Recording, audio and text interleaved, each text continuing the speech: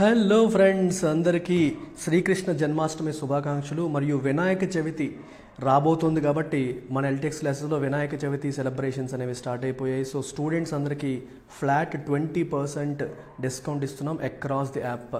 So మీరు payment చేసేటప్పుడు వినాయక అనే కూపన్ కోడ్ వస్తుంది. మీరు ఏమి టైప్ చేయక్కర్లేదు, మీరు పేమెంట్ చేసేటప్పుడు మాత్రం వినాయక అనే కూపన్ కోడ్స్ వస్తాయి.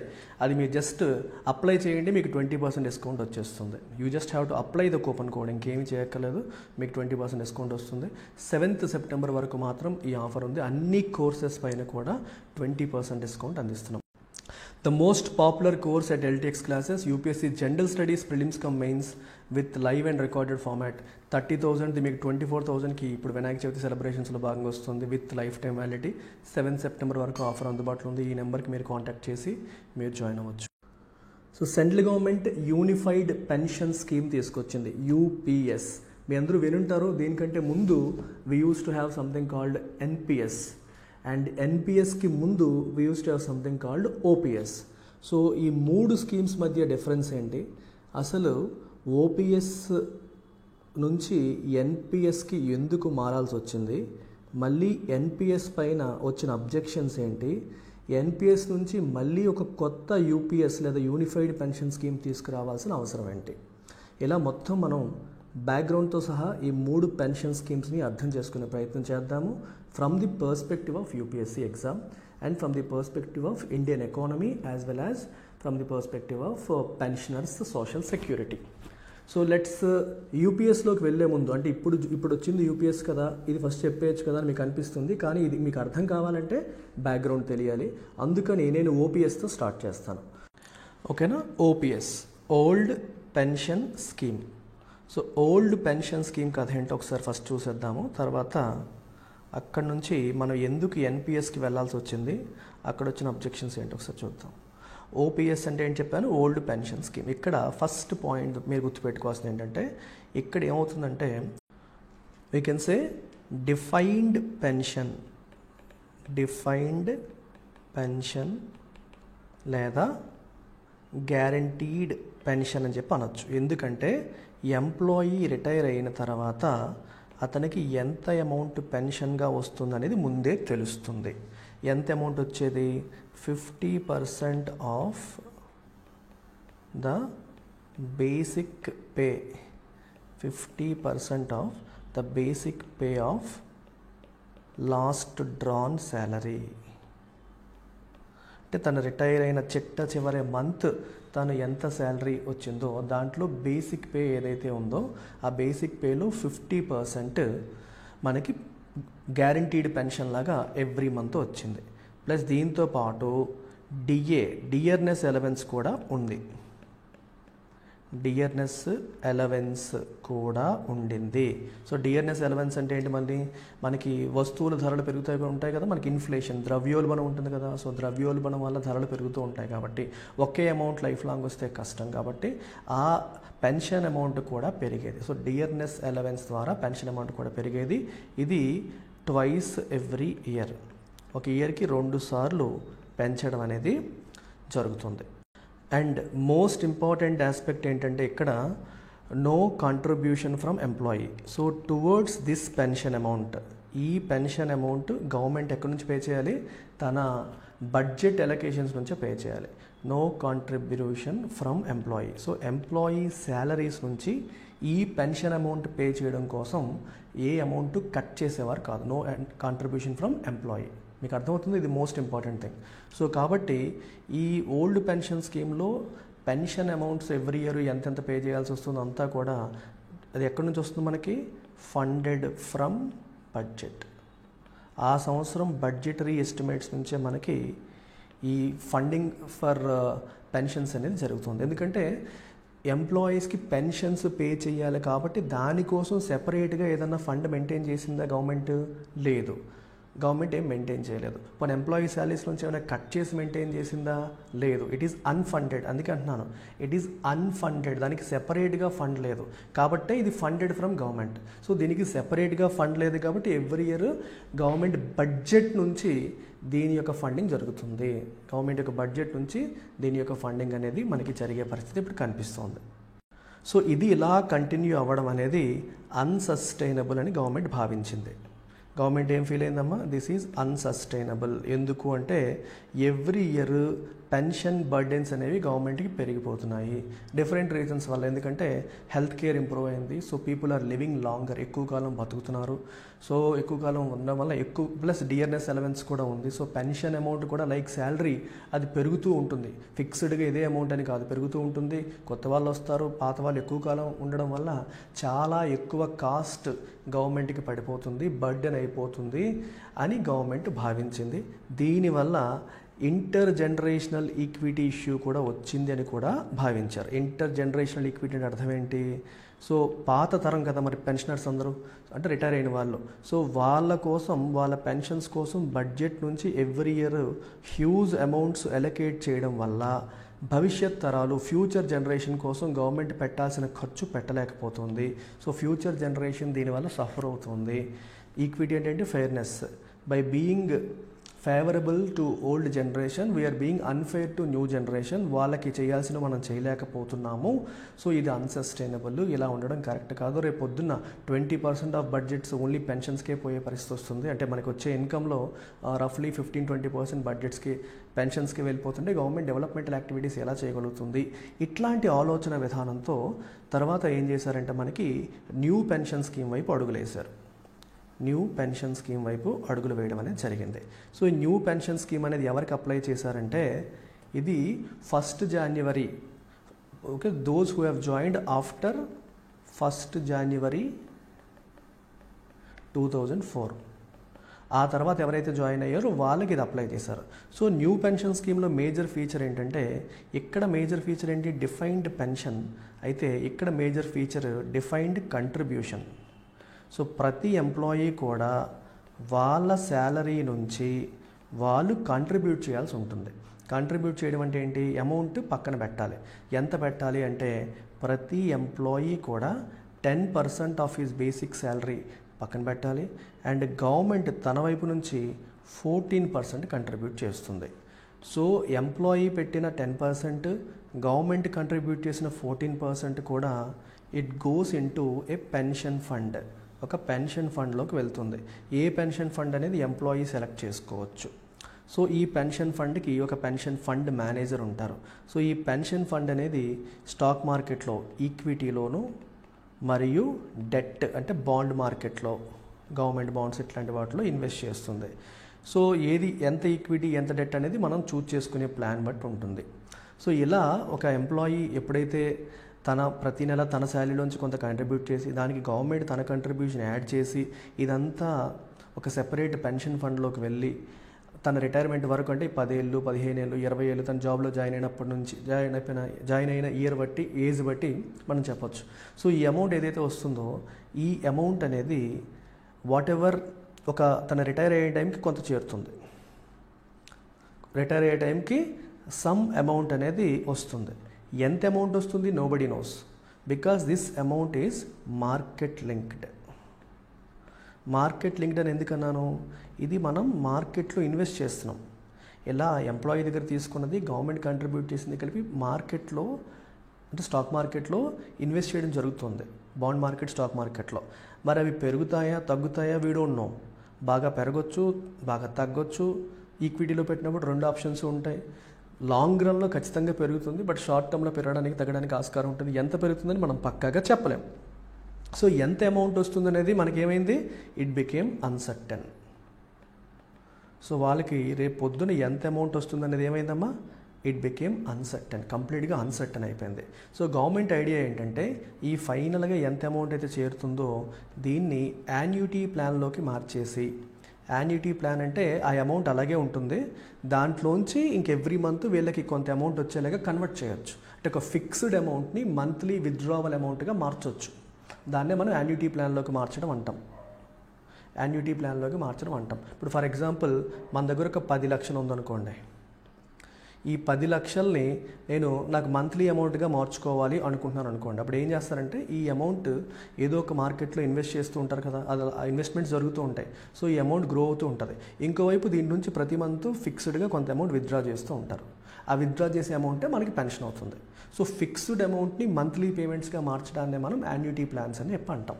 సో ఆ లెక్కలన్నీ మనకు అవసరం లేదు, కానీ that is how it works. So అలా మీకు ఎప్పుడైతే చివరికి హ్యూజ్ అమౌంట్ చేరుతుందో దాన్ని యాన్యుటీ ప్లాన్స్గా మార్చి మంత్ ఆన్ మంత్ మనకి వీళ్ళకి పెన్షన్ రూపంలో ఇవ్వడం అనేది న్యూ పెన్షన్ స్కీమ్ యొక్క కథ. అయితే ఏం జరిగిందంటే ఎంప్లాయీస్ ఈ 2001 తర్వాత 2004 తర్వాత జాయిన్ అయిన ఎంప్లాయీస్ చాలామంది వాళ్ళు ఏం రియలైజ్ అయ్యారంటే దిస్ అమౌంట్, ఈ ప్లాన్ ద్వారా వస్తున్న అమౌంట్ అనేది it seems less than OPS, old pension scheme ద్వారా వచ్చిన అమౌంట్ కన్నా తక్కువ వస్తుందని రియలైజ్ అయ్యారు. సో దానికంటే మాకు ఇక్కడ తక్కువ వస్తుంది అని వాళ్ళు ఎప్పుడైతే రియలైజ్ అయ్యారో and they started fighting. Then fight ensued. Then వాళ్ళందరూ గవర్నమెంట్ మీద ఫైట్ చేయడం అనేది మొదలైంది. ఎన్సూడ్ అంటే ఫాలోడ్. సో ఫైట్ చేయడం మొదలుపెట్టారు. మాకు ఓపీఎస్ఏ కావాలి, రెస్టోర్ చేసేయండి, యూపీఐ మాకు ఈ ఎన్పిఎస్ అనేది బాగాలేదు, దీనివల్ల మేము ఇబ్బంది పడుతున్నామని చెప్పి గవర్నమెంట్ వైపు నుంచి వాళ్ళు ఒత్తిడి తీసుకురావడం మొదలుపెట్టారు. సో తర్వాత it became a political issue. ఎందుకంటే కాంగ్రెస్ పార్టీ ఏం చెప్పిందంటే మేము అధికారంలోకి వస్తే మేము ఓపీఎస్ని రెస్టోర్ చేస్తాము, ఎన్పిఎస్ని రద్దు చేస్తామని కాంగ్రెస్ పార్టీ ఎలక్షన్ మేనిఫెస్టోలో చెప్పడం దాని ఒక ఎలక్షన్ ఐటమ్గా మార్చేసింది. సో దాంతో బీజేపీ అనేది ప్రెషర్లో పడింది. తర్వాత బీజేపీ ఏం చేసిందంటే ఒక కమిటీ ఏర్పాటు చేయడం జరిగింది. సో మన ఎన్డీఏ ప్రభుత్వం ఏం చేసిందంటే ఒక కమిటీ ఏర్పాటు చేసింది. సో ఎన్పిఎస్ మీద జరుగుతున్న గోల మనకి పోవాలి అంటే మనం ఏం చేయాలి, మళ్ళీ ఓపీఎస్ని రెస్టోర్ చేయాలా, ఎన్పిఎస్ని కంటిన్యూ చేయాలా, ఏం చేయాలో చెప్పండి అని చెప్పి ఒక కమిటీ ఏర్పాటు చేయడం జరిగింది. ఆ కమిటీయే TV Somanathan committee. TV Somanathan committee అనేది ఏర్పాటు చేశారు. ఈ టీవీ సోమనాథన్ అనే ఆయన అప్పటికి ఫినాన్స్ సెక్రటరీ, ఇప్పుడు క్యాబినెట్ సెక్రటరీ. సో ఇంకా పెద్ద పదవికి వచ్చారు ఆయన. సో టీవీ సోమనాథన్ కమిటీ మనకి ఎప్పుడు ఏర్పాటు చేశారంటే ఏప్రిల్ 2023లో ఏర్పాటు చేయడం అనేది జరిగింది. ఇప్పుడు సోమనాథన్ కమిటీ అనేది మనకి సర్టెన్ రికమెండేషన్స్ ఇచ్చింది. వాళ్ళు ఏవైతే రికమెండేషన్స్ ఇచ్చారో సోమనాథన్ కమిటీ ఇచ్చిన రికమెండేషన్స్ని బేస్ చేసుకొని ఇప్పుడు మనం యూపీఎస్ అనేది వచ్చింది, యూనిఫైడ్ పెన్షన్ స్కీమ్ అనేది రావడం జరిగింది. So Somanathan committee recommendations base చేసుకొని యూపీఎస్ వచ్చింది. సో యూపీఎస్ వాళ్ళు చెప్తోంది ఏంటంటే యూపీఎస్ అనేది బెస్ట్ ఆఫ్ బోత్ వరల్డ్స్, అంటే రెండింటి కలయిక ఇది.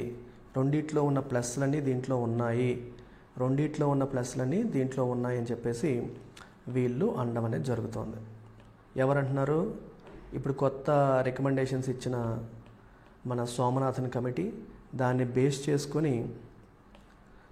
చేసుకునే కదా మనం ఇప్పుడు ఇవన్నీ తీసుకొస్తున్నాం.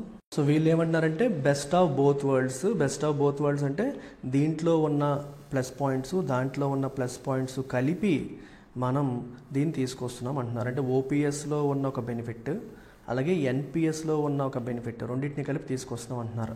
ఓపీఎస్లో ఉన్న బెనిఫిట్ ఏంటంటే డిఫైన్డ్ పెన్షన్, ఎంత అమౌంట్ వస్తుంది అనేది ఎంప్లాయీకి ముందే తెలుసు. అలాగే ఎన్పిఎస్లో ఉన్న పాయింట్ ఏంటంటే డిఫైన్డ్ కంట్రిబ్యూషన్. సో దీంట్లో మనం ఎంత కంట్రిబ్యూట్ చేయాలనేది ముందే తెలుసు.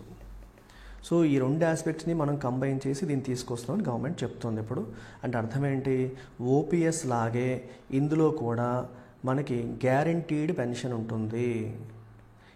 ఎన్పిఎస్లో మనకి ప్రాబ్లం ఏంటి, ఎంత అమౌంట్ వస్తుందో తెలియదు.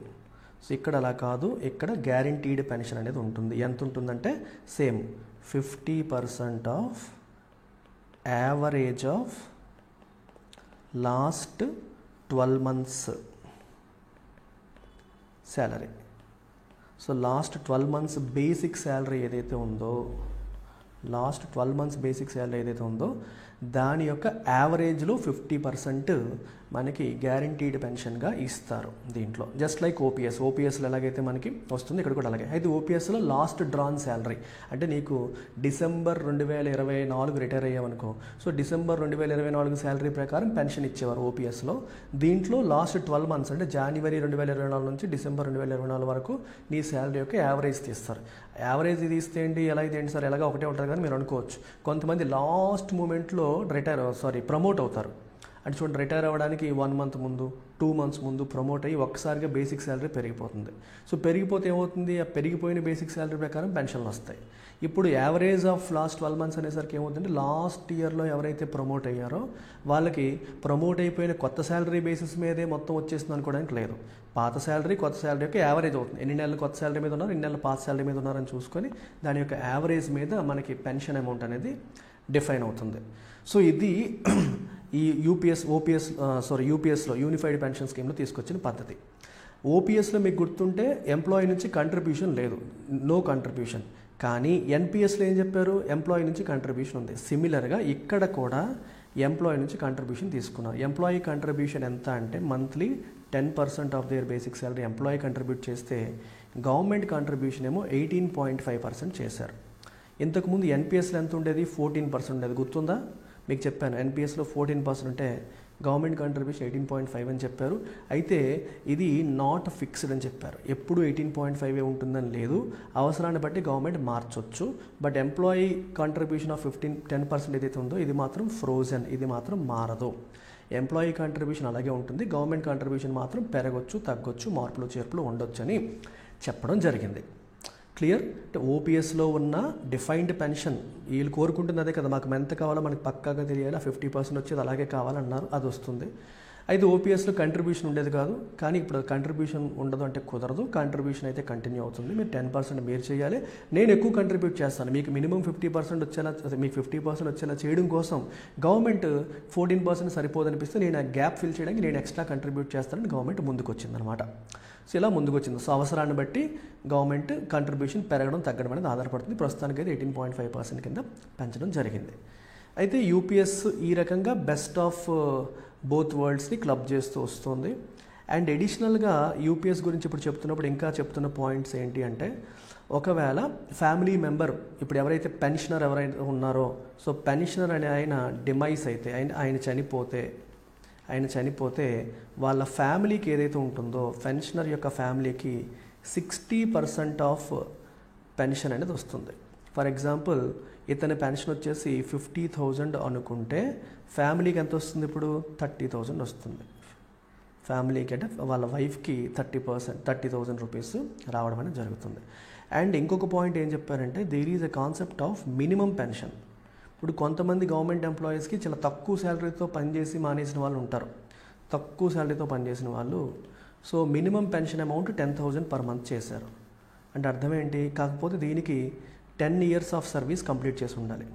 10 years కంప్లీట్ చేసిన వాళ్ళకి మాత్రం ఇది అప్లై అవుతుంది. మినిమం 10 years కంప్లీట్ చేస్తే మీకు 10,000 మినిమం పెన్షన్ వస్తుంది. అంటే మీరు రిటైర్ అయ్యే టైంకి 10 ఏళ్ళు పనిచేసి మీరు మానేసే టైంకి మీ శాలరీ ఒకవేళ బేసిక్ శాలరీ 15,000 ఉందనుకోండి, మరి అందులో 50% అంటే 7,500 కదా అనుకోక్కర్లేదు. మినిమం అయితే గవర్నమెంట్ మనకి 10,000 మినిమం పెన్షన్ అనేది ఇస్తానని చెప్తోంది. ఇంతకుముందు ఈ మినిమం పెన్షన్ అనేది ఈ మినిమం పెన్షన్ అమౌంట్ ఇంతకుముందు 9,000 ఉండేది, దాన్ని ఇప్పుడు 10,000గా గవర్నమెంట్ ఇంక్రీజ్ చేయడం అనేది జరిగింది. సో ఇక్కడ 3 ఆస్పెక్ట్స్ ఏంటంటే, ఎష్యూర్డ్ ఫ్యామిలీ పెన్షన్ గుర్తుపెట్టుకోండి, అలాగే ఎష్యూర్డ్ మినిమం పెన్షన్ 10,000 చేశారు, అలాగే 50% అది ఓపీఎస్లో ఎలా వచ్చేదో అది ఇస్తాము, ప్లస్ ఎన్పిఎస్ లాగే మీరు కంట్రిబ్యూషన్ 10% కంట్రిబ్యూషన్ అనేది ఎప్పటిలాగే చేయాలి, మేమైతే గవర్నమెంట్ యొక్క కంట్రిబ్యూషన్ పెంచుతున్నాము అని ఫైనల్గా చెప్పడం అనేది జరిగింది. సో ఇప్పుడు ఫైనల్గా ఇంకొక పాయింట్ ఏంటంటే, ఓపీఎస్లో ఉన్నట్టు ఇక్కడ కూడా డిఏ కాంపోనెంట్, డియర్నెస్ అలవెన్స్ అనేది ఇక్కడ కూడా పెన్షన్ మీద అప్లై అవుతుంది. అంటే ఈ పెన్షన్ అమౌంట్ కూడా అలా ఉండిపోదు, డియర్నెస్ అలవెన్స్ అనేది దీనికి ఉంది. సో ఇన్ఫ్లేషన్ ఇండెక్సేషన్ అనేది జరుగుతుంది, ఇన్ఫ్లేషన్ ఉంటుంది కాబట్టి సో ఈ పెన్షన్ అమౌంట్ కూడా పెరుగుతూ ఉంటుంది అనే పాయింట్ కూడా క్లియర్గా చెప్పడం జరిగింది. So just like OPS old pension స్కీమ్లో ఎలా అయితే ఉండేదో ఇక్కడ కూడా అలాగే మీకు డియర్నెస్ అలవెన్స్ కాంపోనెంట్ యాడ్ చేశారు. డియర్నెస్ అంటే అర్థం ఏంటమ్మా, పెరుగుదల. ఇఫ్ సంథింగ్ మీకు చాలామంది డియర్ అంటే ఇక్కడ ప్రేమ అని కాదు, డియర్ సార్ అని రాస్తాం కదా, ఆ కాంటెక్స్ట్లో కాదు. ఫర్ ఎగ్జాంపుల్ ఒక వస్తువు ఇట్ బికేమ్ డియరర్ అన్నారు అనుకోండి, అంటే దాని ధర పెరిగింది అని అర్థం.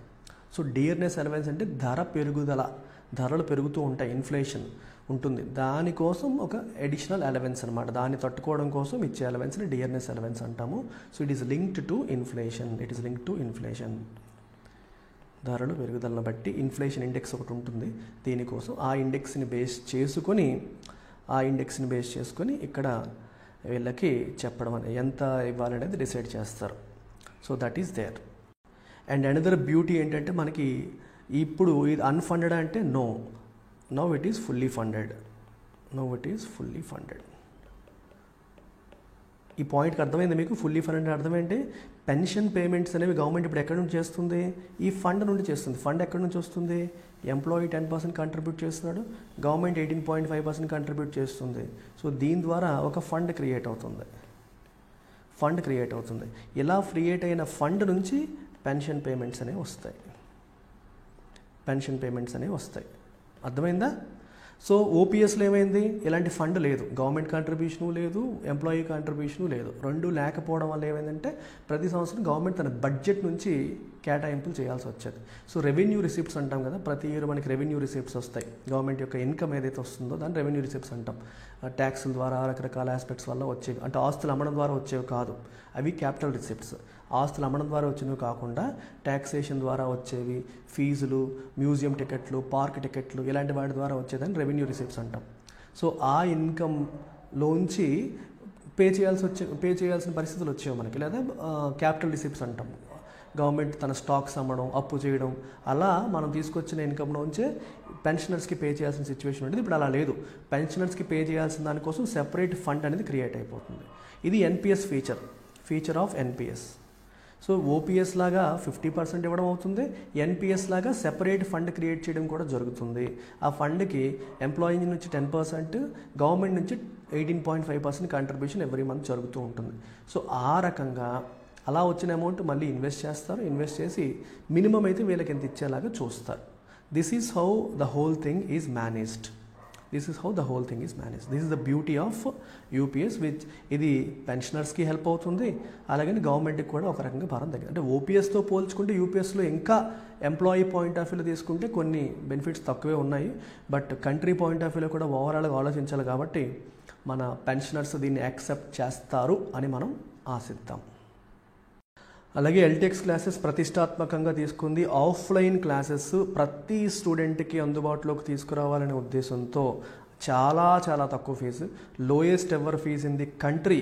యూపీఎస్సీ క్లాసెస్ 28,000కి, గ్రూప్ 1 క్లాసెస్ 24,000కి, గ్రూప్ 2 క్లాసెస్ 18,000కి మన వైజాగ్లో మనం అందిస్తున్నాము. సో మీరు పెట్టే ఖర్చు అంతా కూడా హాస్టల్కే పోతుంది తప్పితే మన ఇన్స్టిట్యూట్ కోసం, క్లాసెస్ కోసం మీరు పెట్టే ఖర్చు we have kept it bear minimum. ఎంతకంటే తక్కువ ఫీజుకి ఎవరు ఇవ్వలేరు. ఇది కూడా మీకు లైఫ్ టైం వ్యాలిడ్తో మనం అందిస్తున్నాం. 7 సెప్టెంబర్లో ఎవరు జాయిన్ అవుతారో వాళ్ళకి మాత్రమే ఈ ఆఫర్ అందుబాటులో ఉంటుంది. సో ఈ నెంబర్కి మీరు కాంటాక్ట్ చేసి వివరాలు కొనుక్కోవచ్చు. The most popular course at LTX classes, UPSC General Studies Prelims cum Mains with live and recorded format. 30,000 మీకు 24,000కి ఇప్పుడు వినాయక చవితి సెలబ్రేషన్స్లో భాగంగా వస్తుంది with life time validity. 7 September వరకు ఆఫర్ అందుబాటులో ఉంది. ఈ నెంబర్కి మీరు కాంటాక్ట్ చేసి మీరు జాయిన్ అవ్వచ్చు. A new platform to transform lending soon, says Das. Das అంటే ఎవరు? శక్తికాంత దాస్, మన RBI governor. So he is referring to a concept called ULI. Unified lending interface. మీరు యూపీఐ ఆల్రెడీ వినుంటారు, యూనిఫైడ్ పేమెంట్ ఇంటర్ఫేస్. మనం ఈరోజు యూజ్ చేస్తున్న PhonePe, Google pay, ఇవన్నీ కూడా మనకి యూపీఐ ద్వారా ట్రాన్సాక్షన్స్ చేస్తున్నామంటాం. ఎట్ YBL, ఎట్ AXL అని మనం చేస్తాం కదా. మన మొబైల్ నెంబర్ అండ్ చివరిలో ఒక చిన్న ఎక్స్టెన్షన్తో మనం మొబైల్ ద్వారా చేస్తున్న all these payments are via UPI లేదా యూనిఫైడ్ పేమెంట్ ఇంటర్ఫేస్. ఈ యూనిఫైడ్ పేమెంట్ ఇంటర్ఫేస్ ద్వారా రిటైల్ పేమెంట్స్ అనేవి మనం ఎలా అయితే రెవల్యూషనైజ్ చేసామో, ఇంతకుముందు రిటైల్ పేమెంట్స్ అంటే ఏంటి? ఒకరికి పేమెంట్ చేయాలంటే వాళ్ళ అకౌంట్ నెంబర్ యాడ్ చేసి ఒక టెస్ట్కి ₹1, ₹2 పంపించి చెక్ చేసుకొని యాడ్ చేయడానికి కొంత చాలా టైం పట్టేది. ఇప్పుడు యూపీఐ ద్వారా క్షణాల్లో మనం ఎవరికి పేమెంట్ చేయాలన్నా ఇమీడియట్గా చేయగలుగుతున్నాము. చాలా ట్రాన్సాక్షన్స్, రోడ్ సైడ్ ట్రాన్సాక్షన్స్లో కూడా మనం ₹5, ₹2, ₹1 ఏది చేయాలన్నా సరే ఈ యూపీఐ ద్వారా మనం వెంటనే చేయగలుగుతున్నాం. పళ్ళు కొన్నా, పాలు కొన్నా, పానీపూరి కొన్నా సరే మనం యూజ్ చేయగలుగుతున్నాం. సో దీనివల్ల చిల్లర ప్రాబ్లం లేదు, క్యాష్ ప్రాబ్లం లేదు, ప్రతిదీ కూడా డిజిటల్గా, ఫాస్ట్గా, సిస్టమేటిక్గా జరిగిపోతుంది. అయితే when it comes to credit అంటే ఏంటమ్మా? అప్పు, లెండింగ్ యాక్టివిటీస్. క్రెడిట్ లేదా లెండింగ్ యాక్టివిటీస్కి వచ్చేసరికి ఇష్యూస్ అనేవి భారతదేశంలో ఇంకా చాలా ఉన్నాయి. మేజర్ ఇష్యూస్ లెండింగ్ పరంగా తీసుకుంటే మనకి మేజర్ ఇష్యూస్ ఎక్కడొస్తున్నాయి అనేది మనం ఒకసారి గమనిస్తే మోస్ట్ ఇంపార్టెంట్ ఆస్పెక్ట్ ఏంటంటే క్రెడిట్ అప్రైజల్ అంటే అర్థం ఏంటి? ఇప్పుడు ఎవరైనా సరే నాకు అప్పు కావాలి అని చెప్పి అప్లికేషన్ పెట్టారనుకోండి, ఇప్పుడు ఫలానా వ్యక్తి ఒక బ్యాంకుకి అప్లికేషన్ పెట్టాడు, నాకేమో ఒక 10,000 రూపీస్ లోన్ కావాలి అని చెప్పి అప్లికేషన్ పెట్టారనుకోండి. సో పెట్టినప్పుడు బ్యాంక్ ఏం చేస్తుంది? రారా నాన్న, నువ్వు 10,000 అడిగావు కదా, ఇదే తీసేసుకొని ఇస్తుందా? ఇవ్వదు. సో బ్యాంక్ ఏం చేస్తుంది? క్రెడిట్ అప్రైజల్ చేస్తుంది. అంటే ఈయనకి ఇవ్వచ్చా, ఇవ్వకూడదా, ఆయన దగ్గర ఉన్న ఫినాన్షియల్ అసెట్స్ ఏంటి, ల్యాండ్ ఉందా, లేకపోతే ఏమున్నాయి అసెట్, అన్ని వివరాలు గ్యాదర్ చేస్తుంది. So bank needs data. బ్యాంక్స్కి ఏం కావాలి? వాళ్ళకి డేటా అనేది కావాలి. సో జనరల్గా ఇప్పుడు ఫార్మర్స్ ఎవరైనా పెట్టారనుకోండి, అప్పుడు ఏ డేటా కావాలి? ల్యాండ్ రికార్డ్స్ కావాలి. సో ఈ ల్యాండ్ రికార్డ్స్ డేటా ఎక్కడ దొరుకుతుంది? ల్యాండ్ రికార్డ్స్ డేటా కావాలంటే గవర్నమెంట్ దగ్గర తీసుకోవాలి. సో ల్యాండ్ రికార్డ్స్ డేటా ఎక్కడి నుంచి వస్తుంది? గవర్నమెంట్ నుంచి. Central government, state government, especially lands అంటే స్టేట్ గవర్నమెంట్ కిందకి వస్తాయి. సో స్టేట్ గవర్నమెంట్ దగ్గర తీసుకోవాల్సి ఉంటుంది. అలాగే వేరే ఏదైనా ఇన్ఫర్మేషన్ కావాలన్నా, so the data is with different entities. ఓకేనా, ఒకరి దగ్గర ఉండట్లేదు. ఇప్పుడు ఒక్కొక్క ఇన్ఫర్మేషన్ ఒక్కొక్క దగ్గర ఉంటుంది. For example identity, digital identity, అతని ఐడెంటిటీని వెరిఫై చేయాలనుకోండి, అంటే ఆధార్, లెట్స్ సే అతను ఆధార్ వెరిఫికేషన్ చేయాలనుకోండి, అప్పుడు మనం ఏం చేయాలి? We have to take the data from UIDAI, unified identification authority of India. So వీళ్ళ దగ్గర ఆధార్ అథెంటికేషన్ మనం చేసుకుంటాం. అంటే ఒక్కొక్కరి దగ్గర ఒక డేటా గవర్నమెంట్ దగ్గర, ఒక డేటా ఏమో UIDAI దగ్గర. అట్లాగే వాళ్ళకి సంబంధించిన క్రెడిట్ ఇన్ఫర్మేషన్ అనేది డిఫరెంట్ అకౌంట్ అగ్రిగేటర్స్ దగ్గర, బ్యాంకుల దగ్గర, డిఫరెంట్ పీపుల్ దగ్గర ఇన్ఫర్మేషన్ అనేది ఉంది. So we say the information or information లేదా data required for credit appraisal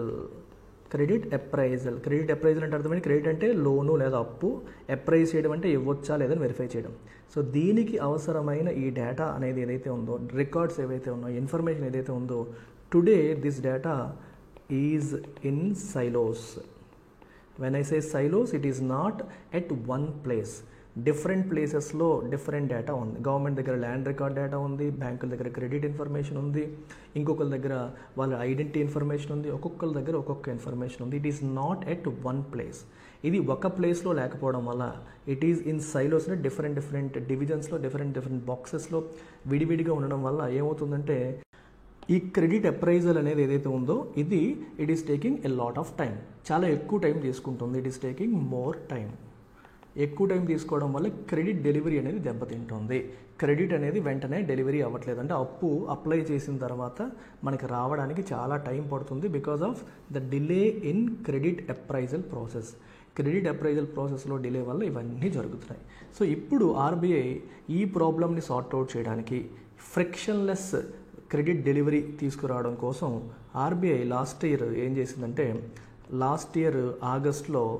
last August RBI came out with a pilot project. ఒక పైలట్ ప్రాజెక్ట్ స్టార్ట్ చేసింది. సో ఈ పైలట్ ప్రాజెక్ట్ అనేది దేనికోసం స్టార్ట్ చేసింది? సీమ్లెస్ ఫ్రిక్షన్లెస్ ఇష్యూస్ లేకుండా టక ఆన్లైన్లోనే డిజిటల్గానే క్రెడిట్ అప్రైజల్ అయిపోయి ఫటాఫటా ఇమీడియట్గా మనకి క్రెడిట్ డెలివరీ అయ్యేలాగా మనం ఒక ప్లాట్ఫామ్ని క్రియేట్ చేయాలి. యూపీఐ ఎలా అయితే టకటక పేమెంట్స్ అయిపోతున్నాయో సిమిలర్గా టకటక క్రెడిట్ డెలివరీ అయ్యేలాగా, అంటే ఆన్లైన్లో టకటక అప్పు చేసేటట్టు ఇమీడియట్గానే లోన్ డెలివరీ అయ్యేటట్టు మనం ఒక సిస్టమ్ బిల్డ్ చేయాలి అనే ఉద్దేశంతో ఆర్బీఐ ఒక పైలట్ ప్రాజెక్ట్ లాస్ట్ ఇయర్ ఆగస్ట్లో స్టార్ట్ చేసింది. సో ఈ ప్రాజెక్ట్ అనేది ఆల్మోస్ట్ ఎండింగ్కి వచ్చేస్తుంది. సో ఈ ప్రాజెక్ట్కే ఇప్పుడు ఆర్బీఐ ఒక పేరు పెట్టింది. దాన్నే ULI, unified lending interface, unified payment interface లాగా దీనికి యూనిఫైడ్ లెండింగ్ ఇంటర్ఫేస్ అని చెప్పి ఒక పేరు తీసుకొచ్చారు. And they are saying it is expected to transform lending ల్యాండ్స్కేప్ని, ఈ సిస్టమ్ని మొత్తాన్ని ఇది మార్చేస్తుంది. పేమెంట్ ల్యాండ్స్కేప్ని యూపీఐ ఎలా అయితే మార్చేసిందో ఈ యుఎల్ఐ అనేది లెండింగ్ ల్యాండ్స్కేప్ని ఆ రకంగా ట్రాన్స్ఫార్మ్ చేస్తుంది అని ఆర్బీఐ చెప్తుంది. వీ కెన్ కాల్ దిస్, ఈ యుఎల్ఐని మనం ఏమనొచ్చు, we can call it DPI, digital public infrastructure. Just like UPI, it is also a digital public infrastructure అంటే మొత్తం అందరూ ఉపయోగించుకునేది కాబట్టి పబ్లిక్, ఇది ఫిజికల్ కాదు డిజిటల్ కాబట్టి డిజిటల్ పబ్లిక్ ఇన్ఫ్రాస్ట్రక్చర్ అని దీన్ని మనం పిలవచ్చు. సో ఈ యుఎల్ఐ అనేది లెండింగ్ స్పేస్ని కంప్లీట్గా ట్రాన్స్ఫార్మ్ చేస్తుంది అని గవర్నమెంట్ యొక్క ఉద్దేశం, ఆర్బీఐ యొక్క ఉద్దేశం. సో ఇప్పుడు ఈ యూనిఫైడ్ లెండింగ్ ఇంటర్ఫేస్ ద్వారా ఏమేం జరగబోతున్నాయి, దీనివల్ల మనకి ఏంటి అడ్వాంటేజెస్ ఉన్నాయనేది ఒకసారి మనం చూద్దాం. సో మోస్ట్ ఇంపార్టెంట్ ఆస్పెక్ట్ ఏంటంటే దీనివల్ల first of all we will have seamless and consent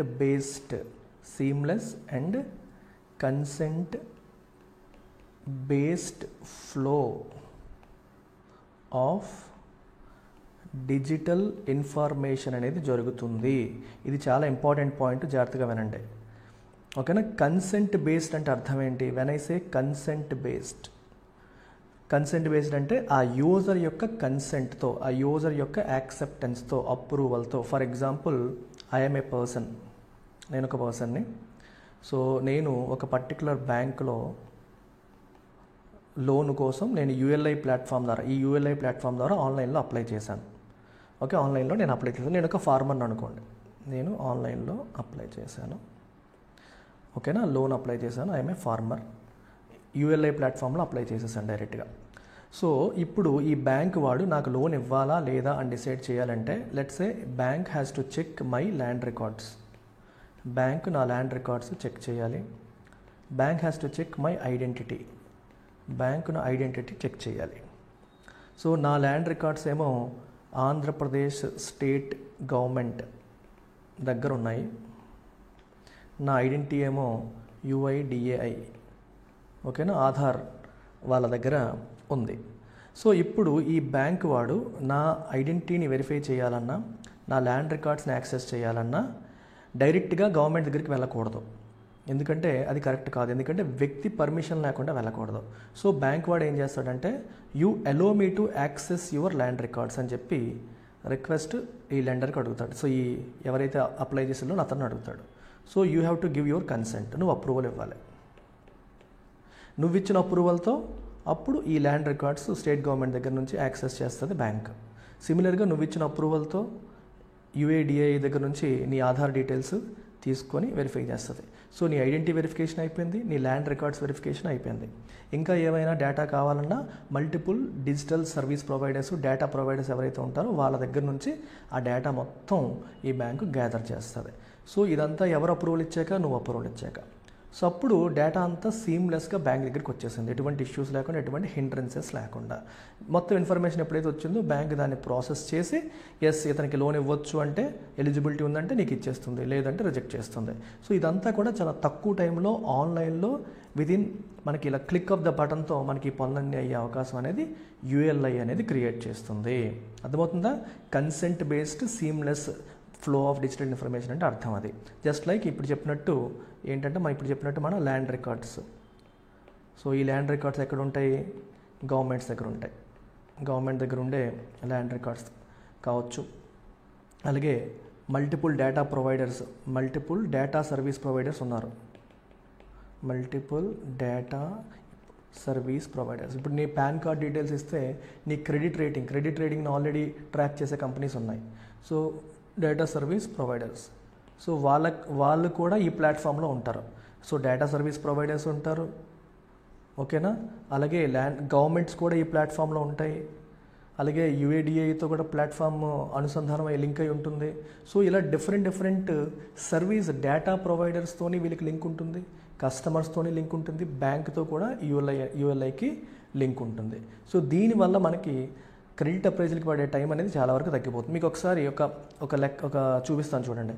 ఇది యుఎల్ఐ ప్లాట్ఫామ్ అనుకోండి. సో ఇదే యుఎల్ఐ ప్లాట్ఫామ్లో we have banks or lenders. Banks కాకుండా ఓన్లీ బ్యాంక్స్ కాని వాళ్ళు కూడా లెండింగ్ యాక్టివిటీ చేసే కంపెనీస్ ఉంటాయి. సో ఎన్బిఎఫ్సిస్ తీసుకోండి, నాన్ బ్యాంకింగ్ ఫైనాన్షియల్ కంపెనీస్, వాళ్ళు కూడా అప్పులు ఇవ్వచ్చు. సో బ్యాంక్స్, లెండర్స్ ఉంటారు ఒకవైపు. అండ్ గవర్నమెంట్ కూడా ఈ యూఎల్ఐ ప్లాట్ఫామ్లో గవర్నమెంట్ డిపార్ట్మెంట్స్, ఎస్పెషల్లీ ల్యాండ్ అవసరమైతే ల్యాండ్ రికార్డ్స్ మెయింటైన్ చేసే రెవెన్యూ డిపార్ట్మెంట్, ఈ డిపార్ట్మెంట్స్ దీంతో అనుసంధానమై ఉంటాయి. అలాగే information providers, different information providers కూడా దీంతో లింక్ అవుతారు. అలాగే మనకి ఐడెంటిటీ ప్రొవైడర్స్, ఐడెంటిటీ ఇన్ఫర్మేషన్ ఎవరైతే మెయింటైన్ చేస్తున్నారో, లైక్ ఆధార్ ఐడెంటిటీ మెయింటైన్ చేస్తున్న వాళ్ళు దీంతో లింక్ అయి ఉంటారు. And you also have borrowers కూడా ఈ ప్లాట్ఫామ్లో ఉంటారు. సో ప్రెడామినెంట్గా ఎవరి కోసం చూస్తున్నారంటే ఇప్పుడు farmers, micro, small, medium enterprises. So వీళ్ళకి చాలా డిమాండ్ ఉంది క్రెడిట్ కోసం. అప్పులు కావాలి, అప్పులు వెంటనే అవ్వట్లేదు, ప్రాసెస్ అవ్వట్లేదు, బికాస్ ఆఫ్ డేటా సరిగ్గా ఉండకపోవడం వల్ల, అవైలబుల్గా లేకపోవడం వల్ల ఇష్యూస్ ఉన్నాయి. సో ఎప్పుడైనా సరే ఈ వ్యక్తి వచ్చి బ్యాంక్ దగ్గరికి వెళ్ళి, లేదా ఈ బారోవర్ కావచ్చు, ఈ ఎంఎస్ఎంఈ కావచ్చు, బ్యాంక్ దగ్గరికి వెళ్ళి మాకు అప్పు కావాలంటే, సో వాళ్ళకి సంబంధించిన డిఫరెంట్ ఇన్ఫర్మేషన్, వాళ్ళ ఐడెంటిటీ కావచ్చు, వాళ్ళ క్రెడిట్ రేటింగ్ ఇన్ఫర్మేషన్ కావచ్చు, వాళ్ళ ల్యాండ్ రికార్డ్స్ కావచ్చు, లేకపోతే ఇప్పుడు ఫర్ ఎగ్జాంపుల్ ఈ ఎంఎస్ఎంఈ అన్నాను కదా, వీడికి ఐసిఐసిఐ బ్యాంక్లో అకౌంట్ ఉంది అనుకోండి. సో వీడు ఇప్పుడు అప్లై చేస్తుందేమో ఎస్బీఐలో అనుకోండి. సో ఎస్బీఐ వాడు ఐసిఐసిఐ బ్యాంక్ దగ్గర నుంచి వీడు బ్యాంక్ అకౌంట్ ట్రాన్సాక్షన్స్ కూడా పుల్ చేయొచ్చు.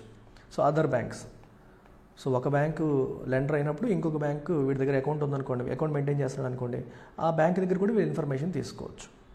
సో ఇట్లా మొత్తం ఇన్ఫర్మేషన్ అంతా ఈ లెండర్ లేదా బ్యాంక్ తీసుకొని, సో ఇన్ఫర్మేషన్ ఏదైతే మొత్తం అందరి దగ్గర తీసుకుంటారో ఆ ఇన్ఫర్మేషన్ని ప్రాసెస్ చేసి, అంటే దాన్ని వెరిఫై చేసి, సో దాన్ని మనం క్రెడిట్ అప్రైజల్ అంటాం. సో క్రెడిట్ ఇవ్వచ్చా లేదా అని చెప్పి అప్రైజల్ చేసి, then you finally make a decision whether to give credit or not, అప్పు ఇవ్వాలా లేదని ఫైనల్గా డిసైడ్ అవుతారనమాట.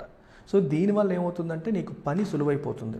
లేకపోతే ఏమవుతుంది, బ్యాంక్ వాడు ఏమంటాడంటే నాకు ఈ డాక్యుమెంట్ తే, ఆ డాక్యుమెంట్ తే, ఇంకో డాక్యుమెంట్ తే అని నేను అడుగుతాడు లోన్ ప్రాసెస్ చేయాలంటే. అప్పుడు నువ్వు ఒక్కొక్కళ్ళ దగ్గరికి పరిగెత్తాలి, ఇక్కడికి వెళ్ళాలి, ఇక్కడికి వెళ్ళాలి, వీళ్ళ దగ్గరికి వెళ్ళాలి, వాళ్ళ దగ్గరికి వెళ్ళాలి, అన్నీ తీసుకురావాలి, తీసుకొచ్చి నువ్వు సబ్మిట్ చేయాలి. నువ్వు సబ్మిట్ చేసింది కరెక్టా తప్పా అని మళ్ళీ బ్యాంకులు మళ్ళీ క్రాస్ చెకింగ్ చేసుకోవాలి. సో ఇంత ప్రాసెస్లో చాలా డిలేలు అయిపోయి, డాక్యుమెంట్స్ లేక, నీకు తెలియక ఈరోజు చాలా క్రెడిట్కి ఉన్న డిమాండ్ అనేది మీట్ అవ్వలేకపోతున్నాం. సో దీనివల్ల ఏమవుతుందంటే అన్మెట్ డిమాండ్ అంటాం. అంటే ఇప్పటి వరకు మీట్ అవ్వలేకపోతున్న అన్మెట్ క్రెడిట్ అంటే అప్పు, ఈ డిమాండ్ అనేది దీని ద్వారా మీట్ అవ్వడం అనేది జరుగుతుంది. సో సీమ్లెస్గా క్రెడిట్ డెలివరీ అనేది జరుగుతుంది. ఎప్పుడైతే సీమ్లెస్ క్రెడిట్ డెలివరీ అనేది జరుగుతుందో, ఇంకా డైరెక్ట్గా ఆల్రెడీ ఆధార్తో వాళ్ళ అకౌంట్ నెంబర్స్ అన్నీ లింక్ అయి ఉంటాయి కాబట్టి డైరెక్ట్గా అకౌంట్లో పడిపోతాయి. ఎప్పుడైతే ఇది జరుగుతుందో మన ఎకానమీ గ్రో అవ్వడానికి కూడా ఇది హెల్ప్ అవుతుంది. రైతులు కూడా సరైన సమయానికి రుణాలు వస్తాయి, వెంటనే వాళ్ళు పంటకి అగ్రికల్చర్ ఇంప్రూవ్ అవుతుంది, వాళ్ళు ఏమైనా ట్రాక్టర్లు అంటే కొనాలన్నా వెంటనే తెగుతుంది. అలాగే మనకి ఇప్పుడు ఈ ఎంఎస్ఎంఈస్కి కూడా చాలా తొందరగా రుణాలు అనేవి వచ్చే అవకాశం అనేది ఉంటుంది. తర్వాత దీన్ని రేపొద్దున పర్సనల్ లోన్స్కి వేరే దానికి కూడా ఎక్స్పాండ్ చేయొచ్చు. సో ఆల్రెడీ ఇప్పుడు ఏమవుతుందంటే పర్సనల్ లోన్ అప్లై చేయాలన్నా, లేకపోతే కార్ లోన్ అప్లై చేయాలన్నా, మేబీ ఫ్యూచర్లో వాటికి కూడా దీని ద్వారా చేసే అవకాశం రావచ్చు. సో ఒకసారి ఇది ఇప్పుడు యూపీఐస్ ఫస్ట్ తీసుకొచ్చినప్పుడు ఓన్లీ పేమెంట్స్ కోసం అనుకోండి. ఇప్పుడు యూపీఐ ద్వారా మనం ఎన్నో చేస్తున్నాం, ఇన్సూరెన్స్లు అయిపోతున్నాయి, మనం బిల్లులు కట్టేస్తున్నాము, చాలా పనులు మనం యూపీఐ ద్వారా చేయగలుగుతున్నాం. సో అలాగే యూఎల్ఐ అనేది ఒకసారి సిస్టంలోకి వస్తే దాని ద్వారా ఎన్నో రకాల పనులు చేయడానికి అది ఆస్కారం కల్పించే అవకాశం ఉంటుంది. సో ప్రాబబ్లీ యూపీఐ తర్వాత మన డిజిటల్ ల్యాండ్స్కేప్ని ట్రాన్స్ఫార్మ్ చేసే ఇంకొక గ్రేట్ ఇనిషియేటివ్గా ఇది అయ్యే అవకాశం అనేది కనిపిస్తోంది. సో ఫైనల్గా శక్తికాంత దాస్ గారు ఏమన్నారంటే, ఈరోజు మన భారతదేశంలో ఉన్న జామ్ ట్రినిటీ ఆల్రెడీ ఉంది, జన్ధన్, ఆధార్, మొబైల్ ఇంటిగ్రేషన్. దానికి ఇప్పుడు యూపీఐ యాడ్ అయింది, ఇప్పుడు దీనికి యూఎల్ఐ కూడా యాడ్ అవుతుంది. ఈ మూడింటి కాంబినేషన్ ఏదైతే ఉందో, the trinity of JAM, UPI and ULI అనేది మొత్తం ఇండియా యొక్క digital infrastructure journey. So digital infrastructure జర్నీలో ఒక పెద్ద అడుగుగా మనం చెప్పొచ్చు. డిజిటల్ ఇన్ఫ్రా జర్నీలో ఒక మేజర్ స్టెప్ ఫార్వర్డ్గా మనం చెప్పొచ్చు అని చివరికి శక్తికాంత దాస్ గారు అనడం అనేది జరిగింది. I hope you have understood this. అలాగే ఎల్టెక్స్ క్లాసెస్ ప్రతిష్టాత్మకంగా తీసుకుంది. ఆఫ్లైన్ క్లాసెస్ ప్రతి స్టూడెంట్కి అందుబాటులోకి తీసుకురావాలనే ఉద్దేశంతో చాలా చాలా తక్కువ fee, lowest ever fee in the country. UPSC classes 28,000కి, గ్రూప్ 1 క్లాసెస్ 24,000కి, గ్రూప్ 2 క్లాసెస్ 18,000కి మన వైజాగ్లో మనం అందిస్తున్నాము. సో మీరు పెట్టే ఖర్చు అంతా కూడా హాస్టల్కే పోతుంది తప్పితే మన ఇన్స్టిట్యూట్ కోసం క్లాసెస్ కోసం మీరు పెట్టే ఖర్చు we have kept it bear minimum. ఎంతకంటే తక్కువ ఫీజుకి ఎవరు ఇవ్వలేరు. ఇది కూడా మీకు లైఫ్ టైం వ్యాలిడ్తో మనం అందిస్తున్నాం. 7 సెప్టెంబర్లో ఎవరు జాయిన్ అవుతారో వాళ్ళకి మాత్రమే ఈ ఆఫర్ అందుబాటులో ఉంటుంది. సో ఈ నెంబర్కి మీరు కాంటాక్ట్ చేసి వివరాలు కొనుక్కోవచ్చు. మీరు కని విని ఎరుగని ఆఫర్ ఎన్సీఆర్టీ ఫౌండేషన్ కోర్స్ పైన వచ్చింది. చాలామంది ఫీజు తగ్గించని అడుగుతున్నారు. సో వినాయక చవితి సందర్భంగా మీకు అన్బిలీవబుల్ ఆఫర్ పెట్టాము. ఒక 3 రోజులు మాత్రం ఇది అందుబాటులో ఉంటుంది. ఇంట్రెస్ట్ ఉన్న వాళ్ళు ఈ 3 రోజుల్లో 799కి మనం అందిస్తున్న ఎన్సీఆర్టీ ఫౌండేషన్ కోర్స్ని మీరు పొందొచ్చు. మీకు పేమెంట్ పేజ్లో కూపన్ కోడ్ వస్తుంది. కూపన్ కోడ్ అప్లై చేస్తే మీకు 799కే ఇది వస్తుంది. 31 ఆగస్టులోపు ఎవరైతే జాయిన్ అవుతారో వాళ్ళకి మాత్రమే ఇది అందుబాటులో ఉంటుంది. సో మీరు యాప్ డౌన్లోడ్ చేసుకొని యాప్లో డైరెక్ట్గా మీరు పర్చేస్ చేయొచ్చు. So look at this article. Cabinet committee on economic affairs. Cabinet committee on economic affairs clears 12 industrial parks across 10 states. So 10 రాష్ట్రాల్లో 12 ఇండస్ట్రియల్ స్మార్ట్ సిటీస్ లేదా ఇండస్ట్రియల్ పార్క్స్ని cabinet committee of economic affairs approve చేసింది. So దీనికోసం 28,602 crores కేటాయింపులు అనేవి జరుగుతున్నాయి. So there is an outlay of 28,602 crores. So ఈ 12 industrial parks ఏవైతే ఉన్నాయో, ఇప్పుడు ఏదైతే గవర్నమెంట్ అనౌన్స్ చేసిందో ఈ 12 ఇండస్ట్రియల్ పార్క్స్ అనేవి they are under NICDP programme. NICDP అంటే ఏంటమ్మా? National industrial corridor development programme అన్నమాట. ఈ ప్రోగ్రాంలో భాగంగా ఈ 12 ఇండస్ట్రియల్ పార్క్స్ వచ్చాయి. సో ద గవర్నమెంట్ ఐడియా ఏంటంటే 100 ఇండస్ట్రియల్ పార్క్స్ తీసుకురావాలి, 100 స్మార్ట్ ఇండస్ట్రియల్ సిటీస్ తీసుకురావాలనేది గవర్నమెంట్ యొక్క ఆబ్జెక్టివ్. దాంట్లో మొదటి స్టెప్గా ఒక 12 ఇండస్ట్రియల్ పార్క్స్ ఇప్పుడు వస్తున్నాయి. సో 12 పార్క్స్ అనేవి వస్తున్నాయి. సో దీనికోసం ఎక్కడెక్కడ అనేది కూడా మనం ఒకసారి నోట్ చేసేసుకుందాము. కాకపోతే నేను ఓన్లీ మీకు తెలంగాణ, ఆంధ్ర చెప్తాను. సో తెలంగాణలో జహీరాబాద్లో ఇండస్ట్రియల్ పార్క్ వస్తుంది. అలాగే ఆంధ్రప్రదేశ్ మీరు తీసుకుంటే 2 ప్రాంతాలు, వార్వకల్ అండ్ కొప్పర్తి. ఇది యూనియన్ బడ్జెట్ స్పీచ్లో నిర్మలా సీతారామన్ గారు చెప్పిన మాట ఇది. సో ఆంధ్ర, తెలంగాణలో ఈ 3 ప్లేసెస్లో మనకి ఇండస్ట్రియల్ పార్క్స్ అనేవి వస్తున్నాయి. సో ఈ ఇండస్ట్రియల్ పార్క్స్ ద్వారా గవర్నమెంట్ ఏం చేయాలనుకుంటుంది అని మీరు ఒకసారి ఆలోచించండి. ఎందుకు ఇండస్ట్రియల్ పార్క్స్, దీని యొక్క ఆబ్జెక్టివ్ ఏంటని మీకు ఒకసారి మీరు గమనిస్తే, సో ఈ ఇండస్ట్రియల్ పార్క్స్కి ఆల్రెడీ ఎన్విరాన్మెంటల్ క్లియరెన్స్ అనేది ఇచ్చేశారు. ఎన్విరాన్మెంటల్ క్లియరెన్స్ జనరల్గా ఎవరైనా సరే మన దేశంలో పెట్టుబడులు పెట్టాలి, ఎఫ్డిఐ ఫారిన్ డైరెక్ట్ ఇన్వెస్ట్మెంట్, విదేశీ ఇన్వెస్టర్స్ కానీ ఎవరైనా సరే భారతదేశానికి వచ్చి పెట్టుబడులు పెట్టాలి అంటే ఫస్ట్ వాళ్ళు ఆలోచించేది ఏంటి అంటే ల్యాండ్. మాకు ల్యాండ్ ఎక్కడ దొరుకుతుంది, ఎవరిస్తారు. సో ల్యాండ్ యొక్క క్లియరెన్స్, తర్వాత మళ్ళీ దానికి కావాల్సిన అప్రూవల్స్ ఇవన్నీ కూడా, ఆ తర్వాత దానికి అవసరమైన ఇన్ఫ్రాస్ట్రక్చర్ అంటే ఎలక్ట్రిసిటీ కనెక్షన్ ఉండాలి, 24/7 ఎలక్ట్రిసిటీ అందుబాటులో ఉండాలి, వాటర్ అవైలబుల్గా ఉండాలి, రైట్. అలాగే రోడ్ కనెక్టివిటీ ఉండాలి. ఇవన్నీ ఉంటే తప్పితే ఇండస్ట్రీస్ అనేవి ప్రాపర్గా ఫంక్షన్ చెయ్యవు. సో ఇండస్ట్రియల్ పార్క్ వల్ల అడ్వాంటేజ్ ఏంటి? గవర్నమెంట్ ల్యాండ్ ప్రొవైడ్ చేస్తుంది, దానికి అవసరమైన క్లియరెన్స్ ఇచ్చేస్తుంది. ఇప్పుడు ఈ 12 ఇండస్ట్రియల్ సిటీస్ కూడా ఎన్విరాన్మెంటల్ క్లియరెన్స్ ఆల్రెడీ గవర్నమెంట్ రెడీగా ఉంది. And proper infrastructure government provide చేస్తుంది. 24/7 ఎలక్ట్రిసిటీ, పోర్టబుల్ డ్రింకింగ్ వాటర్, అలాగే రోడ్ కనెక్టివిటీ కూడా ఎస్టాబ్లిష్ చేసే రెస్పాన్సిబిలిటీ అనేది ప్రభుత్వం తన నెత్తి మీద వేసుకుంటుంది. అండ్ ఇది కాకుండా జనరల్గా ఒక టైప్ ఆఫ్ ఇండస్ట్రీస్కి అవసరమైన బేసిక్ ఇన్ఫ్రాస్ట్రక్చర్ అంతా అక్కడ ఉంటుంది. So it is like plug and play. అంటే మీరు ఓన్గా ఒక ఫ్యాక్టరీ పెట్టుకుంటే చాలా తంటాలు పడాలి. అలా కాకుండా ఇప్పుడు మీకు మాట చెప్తాను చూడండి. ఇప్పుడు let's say there are 5 industries, 5 companies ఉన్నాయి, A, B, C, D, E. ఇవి 5 డిఫరెంట్ కంపెనీస్ అనుకోండి. ఈ 5 డిఫరెంట్ కంపెనీస్ కూడా ఈ 5 డిఫరెంట్ కంపెనీస్ ఏవైతే ఉన్నాయో ఈ 5 డిఫరెంట్ కంపెనీస్ కూడా వేరువేరుగా ఇండస్ట్రీలు పెట్టాలనుకుంటున్నాయి అనుకుందాం, లెట్స్ సే అనుకుందాం. మరి ఐదింటికి కూడా అవసరమైనవి కొన్ని ఉంటాయి కదా. సమ్ బేసిక్ ఇన్ఫ్రాస్ట్రక్చర్ అనేది ప్రతి ఒక్కరికి అవసరమైన బేసిక్ ఇన్ఫ్రా అనేది ఉంటుంది కదా. సో ఆ బేసిక్ ఇన్ఫ్రా అనేది ఇక్కడ అవైలబుల్గా పెడతారు. సో దీనివల్ల ఏమవుతుందంటే they can come, it's like plug and play, they can come and setup there shop immediately.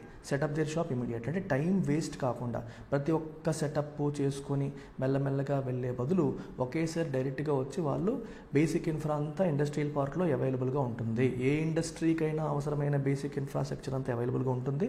దాన్ని యూజ్ చేసుకొని వీళ్ళు ఇమీడియట్గా వాళ్ళ ఆపరేషన్స్ స్టార్ట్ చేసేయచ్చు. అలాగే దీంతోపాటు సింగిల్ విండో క్లియరెన్స్ సిస్టమ్ కూడా అరేంజ్ చేశారు. అంటే ల్యాండ్ అన్నీ ఉన్నాయి, కాకపోతే వాళ్ళు ఇక్కడికి వచ్చి అప్లై చేసుకోవాలి కదా. అప్లికేషన్ ప్రాసెస్ అంతా కూడా సులువుగా అయ్యేలాగా ఏక గవాక్ష విధానం అంటాం, సింగిల్ విండో క్లియరెన్స్ సిస్టమ్ కూడా పెట్టడం అనేది జరిగింది. సో వాళ్ళు ఇమీడియట్గా అప్లై చేసుకొని ఇమీడియట్గా అప్రూవల్ కూడా తొందరగా వచ్చేసేలాగా గవర్నమెంట్ ప్రయత్నం అనేది చేస్తుంది. So government is expecting investments from Singapore and Switzerland. ఈ 2 దేశాలు కూడా వీళ్ళ ప్రతినిధులతో మాట్లాడినప్పుడు వాళ్ళు ఏమన్నారంటే, మాకు ల్యాండ్ ఎక్విజిషన్ అనేది పెద్ద ప్రాబ్లము ఇండియాలో, అందుకోసం మేము ఇబ్బంది పడుతున్నామంటే ఇప్పుడు అలాంటి సమస్యలన్నీ ఇక్కడ సార్ట్అవుట్ అయిపోయాయి. సింగపూర్ మరియు స్విట్జర్లాండ్, అలాగే ఇవి కాకుండా ఇంకా వేరే అదర్ దేశాల నుంచి ఇన్వెస్టర్స్ కూడా భారతదేశానికి వచ్చి ఇమీడియట్గా గవర్నమెంట్ ప్రొవైడ్ చేస్తున్న ఈ ల్యాండ్ ఈ సర్వీసెస్ని ఉపయోగించుకొని వాళ్ళు బిజినెస్ పెట్టి ఇక్కడ చాలామందికి ఎంప్లాయ్మెంట్ అనేది క్రియేట్ చేసే అవకాశం అనేది మనకి దీని ద్వారా లభిస్తుంది. దీని ద్వారా కొన్ని లక్షల మందికి ఉద్యోగ అవకాశాలు అనేవి వస్తాయి. సో ఈ ఇండస్ట్రియల్ పార్క్ ద్వారా గవర్నమెంట్ అనేది 1.5 lakh crores ఇన్వెస్ట్మెంట్స్ అనేది ఎక్స్పెక్ట్ చేస్తుంది. సో వీటి ద్వారా 1.5 లక్షల కోట్ల పెట్టుబడులు రావచ్చు అని గవర్నమెంట్ ఎక్స్పెక్ట్ చేస్తుంది. అడిషనల్గా 1 to 1 million డైరెక్ట్ జాబ్స్, డైరెక్ట్గా 1 million జాబ్స్, ఇండైరెక్ట్గా ఇంకో 3 million జాబ్స్ వస్తాయి అనేది కూడా గవర్నమెంట్ యొక్క ఎక్స్పెక్టేషన్. డైరెక్ట్గా అంటే అక్కడ పెట్టిన ఇండస్ట్రీస్లోనే ఇన్ని లక్షల ఉద్యోగాలు ప్లస్ వాటి మీద ఆధారపడుతూ ఇంకొక 30 లక్షల ఉద్యోగాలు కూడా జనరేట్ అవుతాయి అనేది గవర్నమెంట్ యొక్క ఉద్దేశం. So we have to wait and see ఇది ఎంతవరకు జరుగుతుంది అనేది మనం ఒకసారి చూడాలి. సో వినాయక చవితి స్పెషల్ సెలబ్రేషన్స్లో భాగంగా LTX classes flat 20% discount across all courses అందిస్తుంది. దాంట్లో భాగంగానే ఎన్సీఆర్ మనకి యూపీఎస్సీ జిఎస్ అనేది 30ది 24కి, అలాగే ఆఫ్లైన్ ప్రోగ్రామ్ 35ది 28కి, గ్రూప్ 1 30ది 24కి, గ్రూప్ 2 22,500 18కి మనకి అందుబాటులోకి వచ్చేసింది. సో వీటిని మీరు ఉపయోగించుకొని జాయిన్ అవ్వండి. డౌట్స్ ఏమైనా ఉంటే ఈ నెంబర్కి కాంటాక్ట్ చేయండి. డెమోలు ఏమైనా చూడాలన్నా చూడండి.